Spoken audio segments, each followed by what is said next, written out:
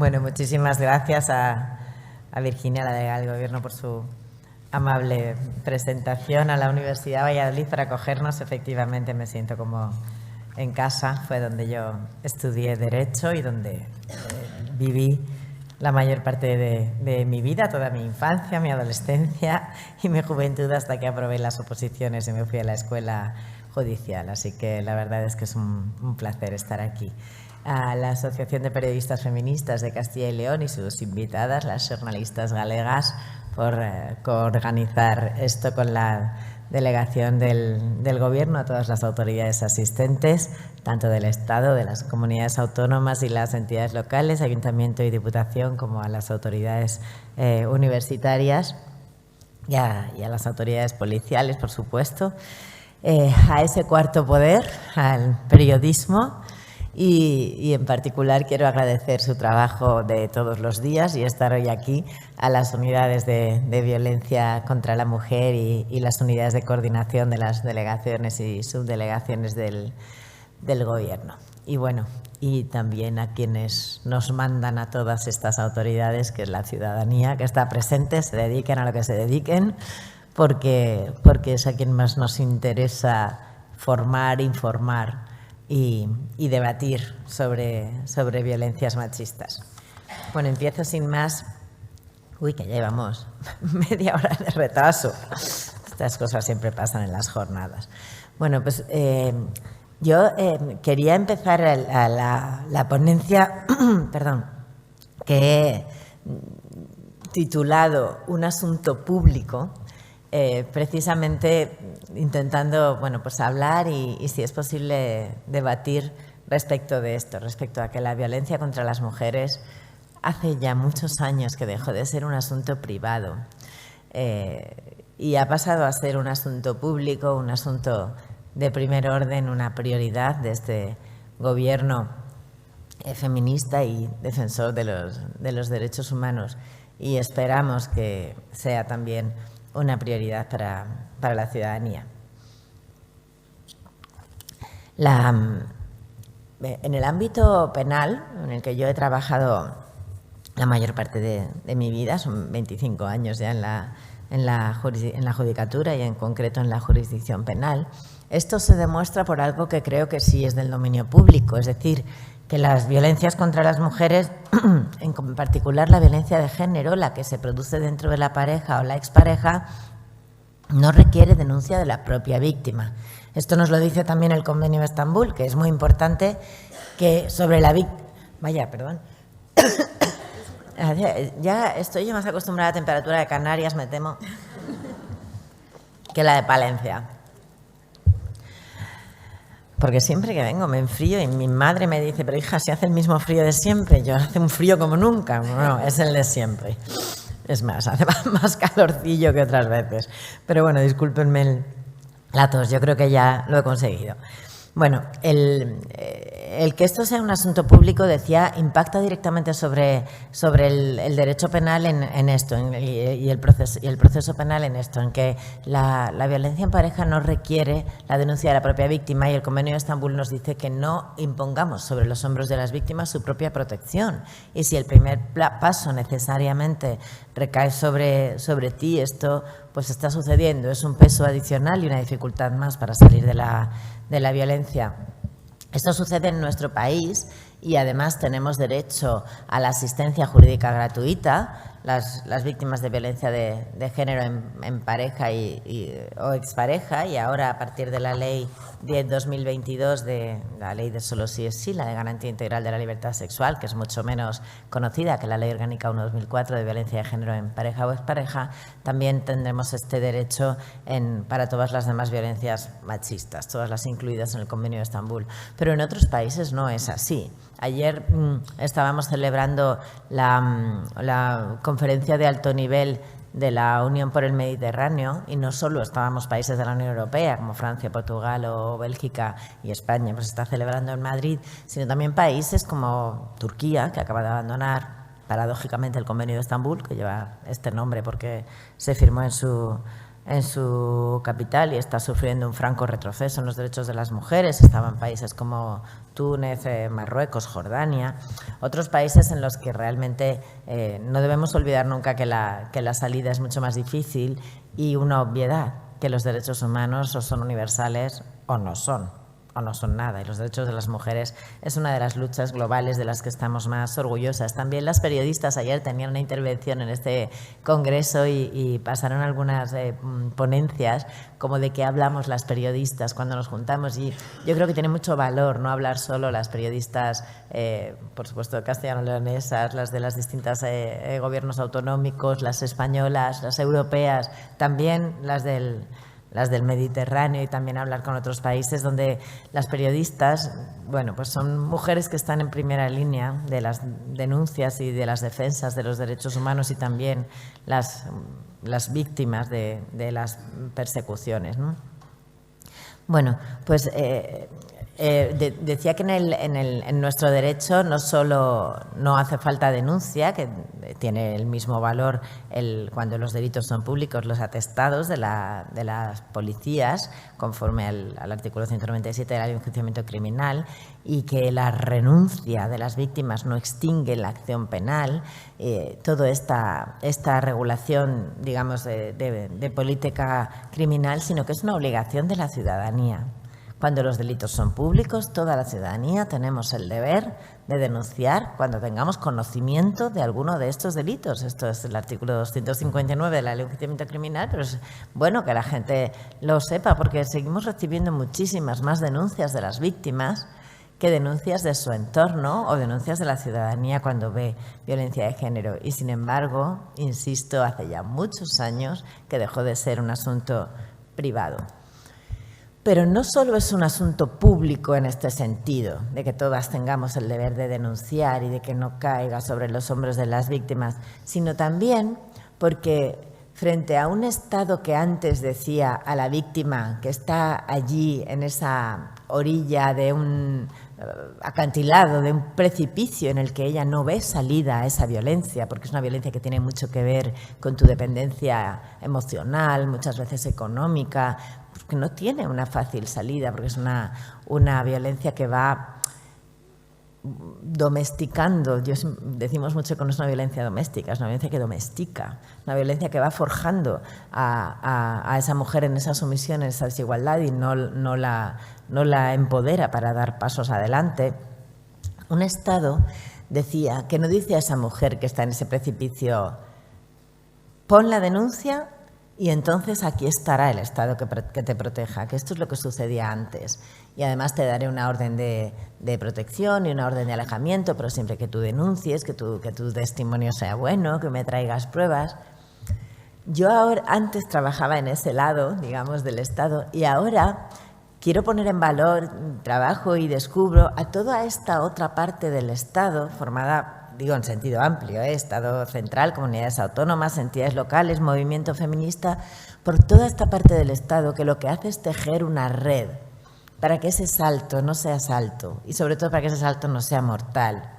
Y esa red está formada de derechos tan materiales y distintos del derecho penal como el derecho a un acceso prioritario a la vivienda, el derecho a ayudas o a una renta de inserción o a un ingreso mínimo vital que te permita salir adelante si tienes dependencia económica, al derecho, desde luego, a la asistencia y a la protección integral, derechos a protegerte a ti y también a tus hijos e hijas sin los cuales no puedes dar ese paso, y a que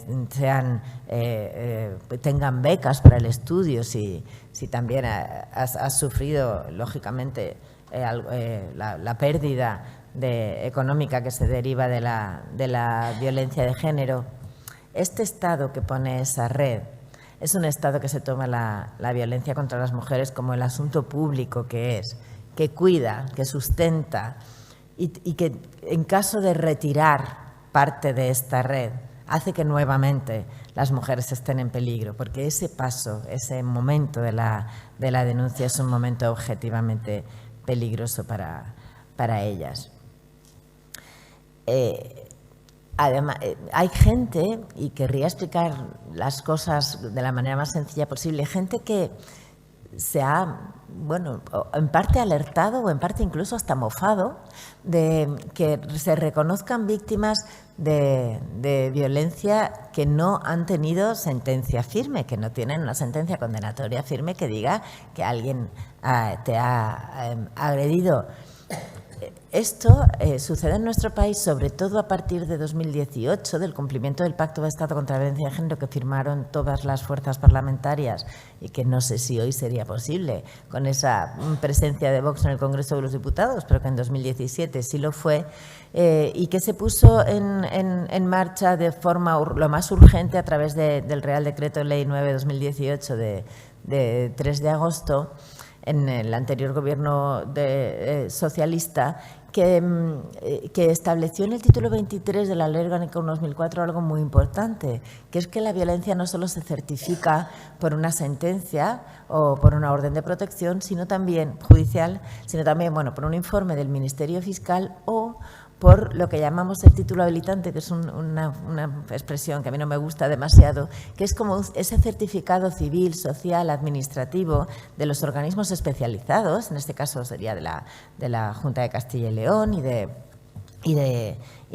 los organismos especializados en igualdad y en violencia a lo largo de todo el Estado, que dicen que esta mujer ha sufrido violencia sobre las mujeres. Bueno, pues cuando los negacionistas, los que se sorprenden o los que se mofan de este sistema hablan de presunción de inocencia, parece que hay que recordarles o informarles, porque a menudo esto parte de la ignorancia más supina, que cuando un hombre asesina a una mujer y luego se suicida, no hay investigación penal, porque no dirigimos las investigaciones penales contra los muertos. Y esta mujer jamás tendrá sentencia y ha sido asesinada. Y sus hijos, o sea, la violencia más extrema, y sus hijos e hijas son víctimas directas de la violencia de género. ¿Cómo no vas a permitir en un sistema que un pediatra que atiende a una niña que está sometida a abusos sexuales certifique que su paciente es víctima de abusos sexuales? ¿Crees que sabes más, que sé yo más como jueza preguntando a esa niña durante una hora o una forense viéndola durante X sesiones o consultas que su pediatra? ¿Cuál es la diferencia entre ambos sistemas? Los dos certifican que alguien es víctima de violencias machistas. Solo el sistema penal puede actuar con el agresor.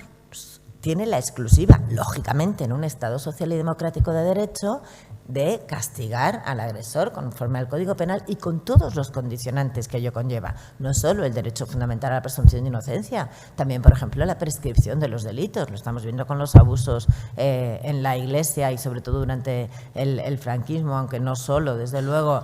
Pues son delitos que ahora lo hemos reformado en la Ley de Infancia y Adolescencia, la Ley Orgánica 8/2021, el plazo de prescripción es muchísimo más amplio, hasta 30 años desde la mayoría de edad, pero en este país han prescrito muchísimos delitos sexuales por el silencio. ¿Y esto quiere decir que no existieron? ¿La única verdad es la verdad judicial? No, y menos cuando estamos hablando de contar las verdades y de cómo las contamos. El periodismo, de la información y de la información ciudadana también.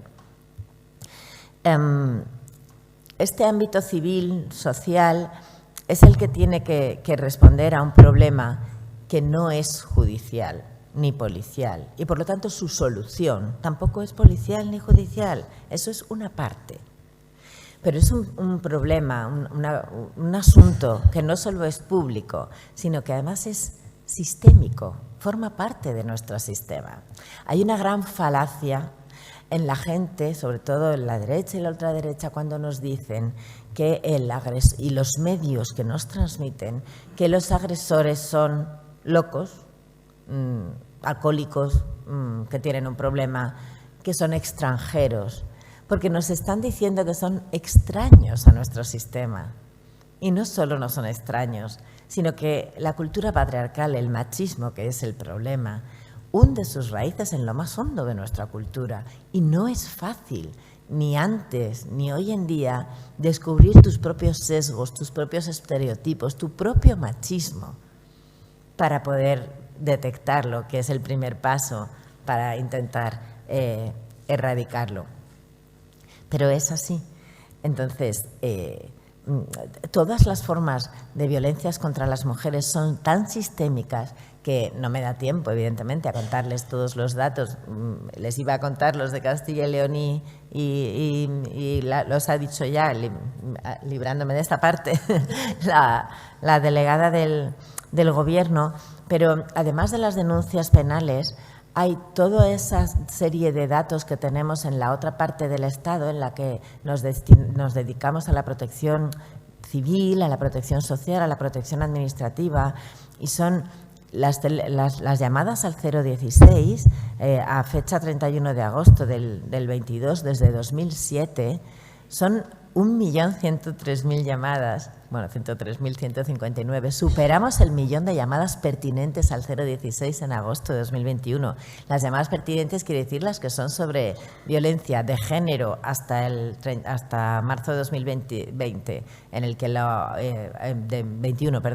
que desde marzo de 2021 atendemos a todas las formas de violencia del Convenio de Estambul, y desde marzo de 2022, a partir del Real Decreto Ley sobre las medidas urgentes de protección económica y social por la guerra en Ucrania, también a las víctimas de trata con fines de explotación sexual y explotación sexual, es decir, también a las víctimas de violencias reguladas al nivel del Consejo de Europa en el Convenio de Varsovia. Por lo tanto, ahora ya puede llamar al 016, desde los 2 últimos años, todas las víctimas de todas las formas de violencia contra las mujeres. Pensar en 1 millón de llamadas, que en Castilla y León han sido 50.522 llamadas al 016, y solo en 2021 2.550. En Atempro hay 17.281 casos activos, y en Biogen 74.488, ¿no? En Castilla y León 685 en Atempro y 116 dispositivos activos, y en Biogen, lo ha dicho la delegada, 3.501 mujeres en casos activos, 2011 con protección policial.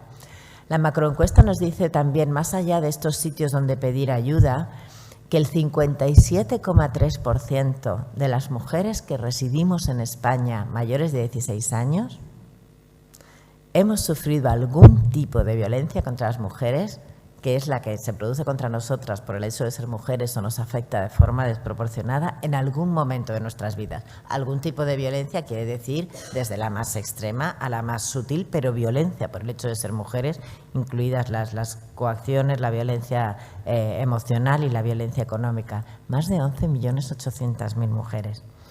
Violencias más concretas, la de género, el 32,4%, más de 6.600.000 mujeres.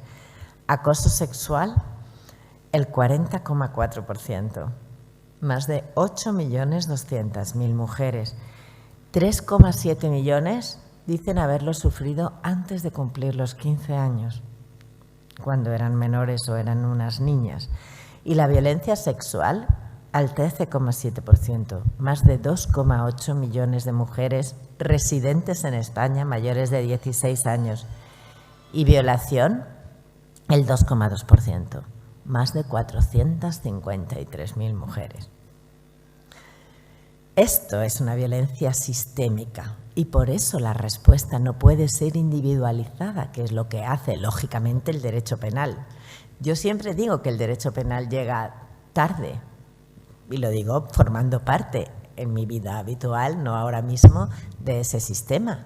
Igual que la policía, no es ningún insulto. Llega tarde por definición, por una garantía legal, cuando ya se ha producido el delito.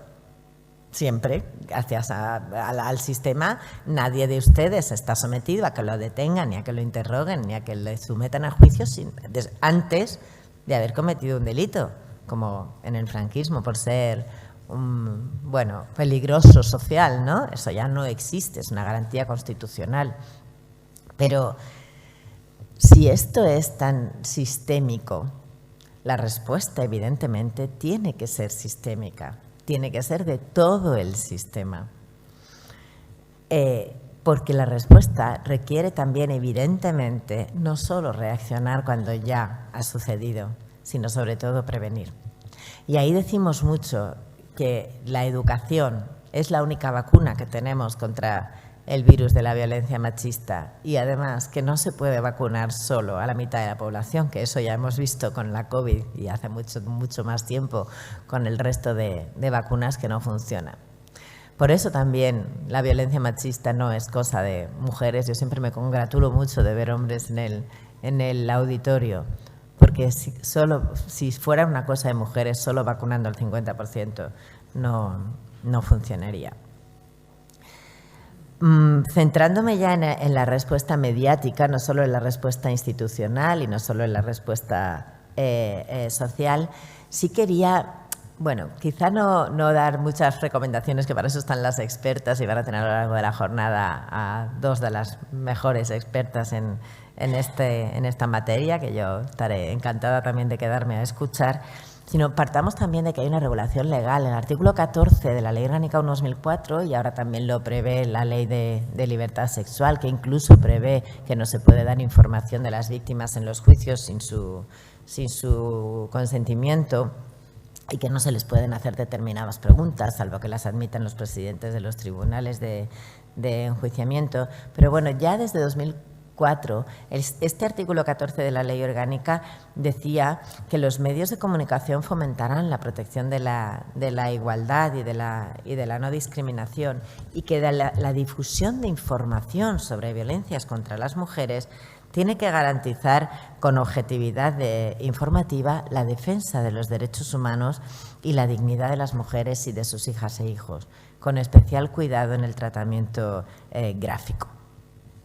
Desde que en 1997 José Parejo asesinara a Ana Orantes 2 semanas después de contar su caso y las violencias que sufría en Canal Sur, hemos hecho muchas guías, muchos protocolos. Recuerdo, bueno, uno de los primeros fue el de Radio Televisión Española sobre el estudio de tratamiento de la violencia, el decálogo del diario en 2006, el decálogo del Diario Público en 2008, autoras, bueno, doctora en Ciencias de la Información como Pilar López Díez, hizo un protocolo muy interesante de tratamiento periodístico de la violencia sobre la mujer en 2021. Hay periodistas como Macarena Baena y su medio feminista y muchas otras. Siempre me arrepiento de citar a una porque ahora debería citarlas a todas. Pero es muy importante que las periodistas y las editoras de género de cada periódico no sean una sección, porque toda la información tiene que tener esa perspectiva de género para hacernos iguales. La información económica tiene perspectiva de género, el urbanismo tiene perspectiva de género, la sanidad, quien lo duda, tiene perspectiva de género, la justicia debería tenerlo. Bueno, para esto, para dar una información que no atente contra los derechos de las mujeres y también nos forme a la ciudadanía y nos informe para hacernos más iguales, es esencial la formación, como en la que están ustedes hoy, y también la coordinación y el conocimiento de los datos. Desde el 1 de enero de 2022, España hemos afrontado también la tarea de no informar solo sobre los feminicidios en pareja, sino también sobre todos los demás tipos de feminicidios. Nos está costando muchísimo, es una tarea ingente. Hemos dado los datos en septiembre de 2022, los datos hasta junio, y los daremos a final de año por semestres. Y yo me dirigí por carta a través de las delegaciones del Gobierno a todas las cabeceras de medios de comunicación del país. Lo hice a través de las delegaciones precisamente para no dejarme las cabeceras que desde Madrid, pues, en fin, se les iban a escapar seguro, como son sobre todo las locales. Yo no he recibido ninguna respuesta a esa carta, ninguna. Pero en esa carta lo que digo a la prensa es algo tan básico como: cuidado con el tratamiento de los feminicidios. No me los sumen, no digan que estamos sufriendo más asesinatos de mujeres porque estamos computando los de las que siempre quedaron por debajo del radar.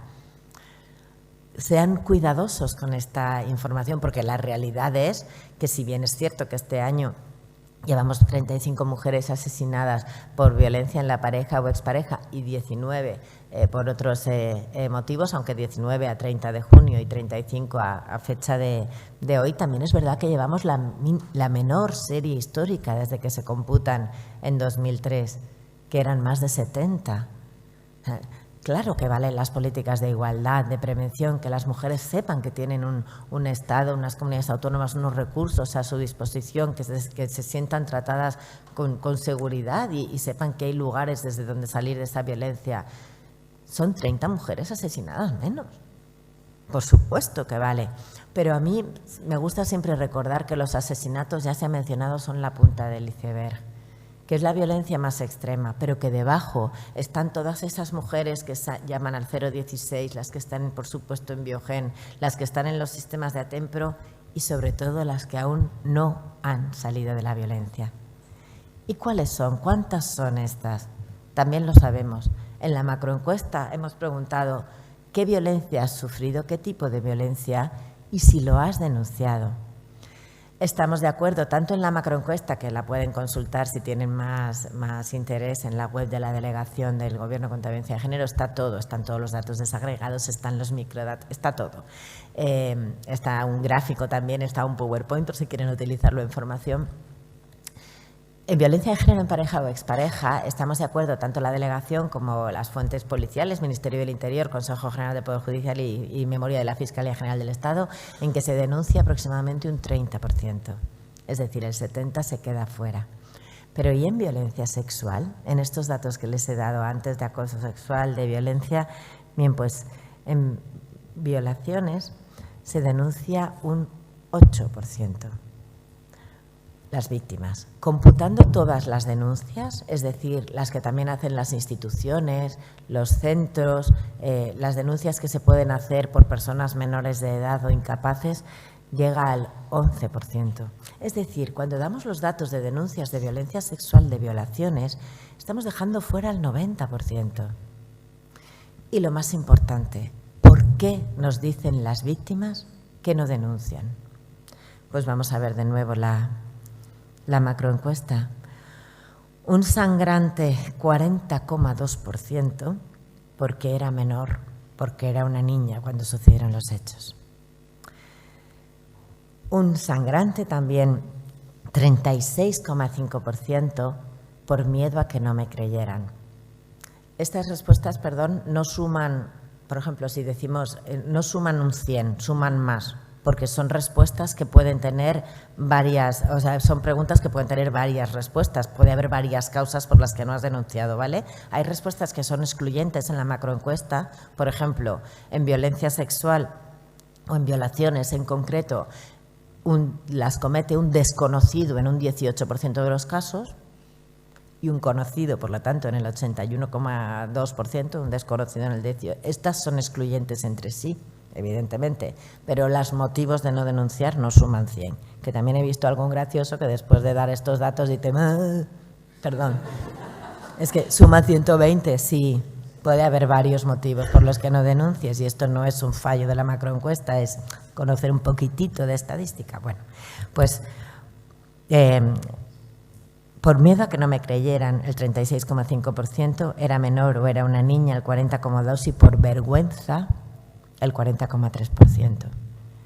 Si estos son los motivos mayoritarios por los que no se denuncian, tengamos en cuenta que cuando hablamos del negacionismo, cuando hablamos, que lo ha mencionado también la delegada del Gobierno y Ana, por las periodistas feministas de Castilla y León, cuando hablamos de negacionismo, cuando hablamos de personas que ante una mujer víctima de violencia de género promueve su vergüenza, su humillación pública o el bulo de las denuncias falsas, que según la Fiscalía General del Estado es del 0,0069%, en realidad están haciendo algo muy grave, que es incrementar esta vergüenza, incrementar este miedo a que no me crean, que es la causa por la que no denuncio. Y por lo tanto están incrementando el silencio de las víctimas.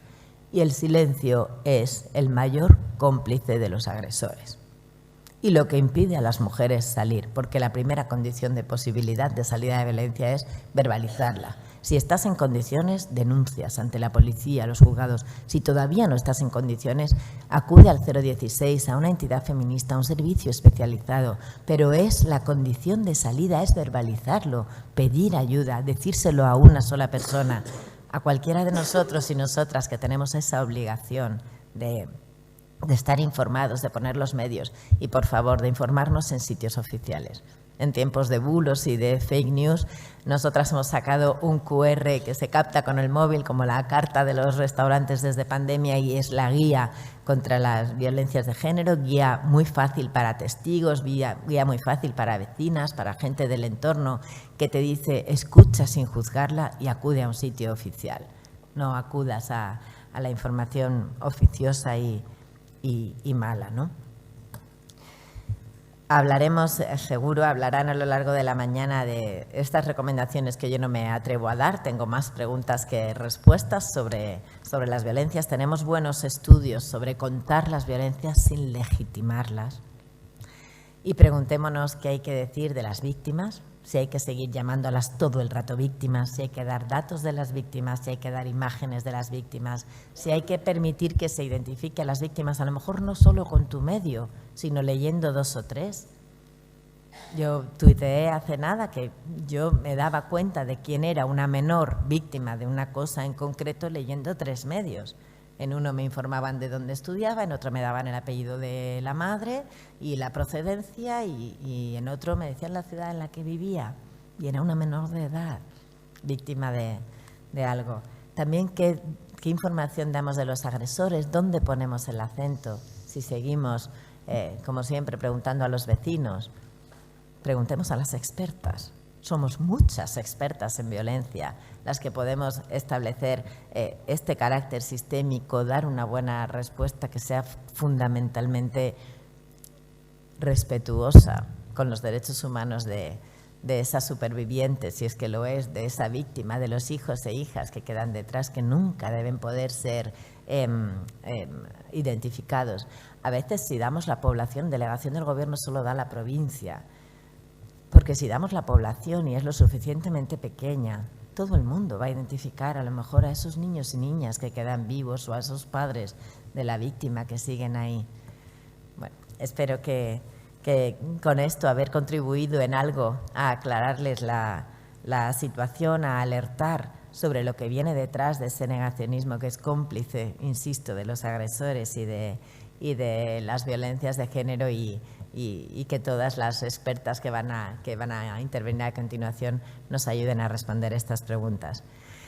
Querría terminar diciéndoles que nos parece, bueno, yo llevo un brazalete, una especie de pulsera que me han hecho una jueza afgana, una compañera jueza que la verdad es que impresionan mucho. Cuando son juezas eran como socialmente, intelectualmente, culturalmente, pues unas mujeres que tenían un estatus altísimo en su país. Una de ellas, en España hay una que estaba en el Tribunal Supremo, otra en un tribunal antiterrorista, una que estaba en un tribunal de violencia de género. Ellas tenían ley de violencia de género desde 2009 y tenían tribunales especializados. Yo llevo la pulsera para acordarme de que de un día para otro, por muy lejano que nos parezca, todo se puede venir abajo. Y que estemos alertas frente a esos mensajes negacionistas y esos mensajes reaccionarios en los derechos y que nos quieren volver a llevar atrás, porque no es tan lejano que no de golpe, pero sí poco a poco, un día, poco a poco, todo se vaya viniendo abajo. Gracias.